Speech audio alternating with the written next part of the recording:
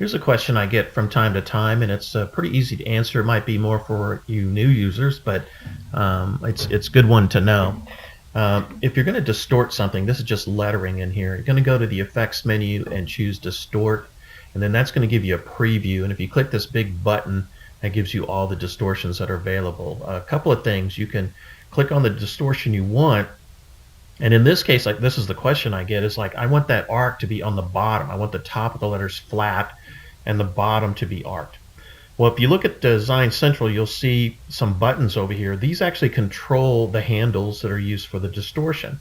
So if I come down here and to this bottom left-hand corner and click that, you'll see it flips those handles to the bottom. Then I can actually move these. And you'll notice also another tip here, if I move these back and forth, it's distorting the lettering and kind of creating an angle to it. But if I bring these in until that, I'm using the T as kind of a reference here, and I just have this T lined up like that. That's, you know, it looks like the normal T flat on top but an arc on the bottom. Now I click that check mark, and sure enough, I've got my distortion. And don't forget, because it's Flexi, it's still text. So if you highlight this, you know, and just type in things like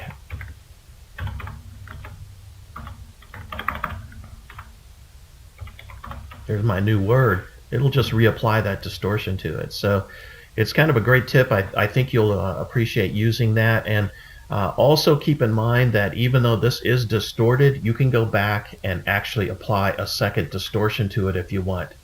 So you're not limited to just one distortion. You can actually apply as many as you want to this lettering in here and get some really interesting effects out of it. So apply one distortion on the other. That's a great tip. Hope you enjoyed it.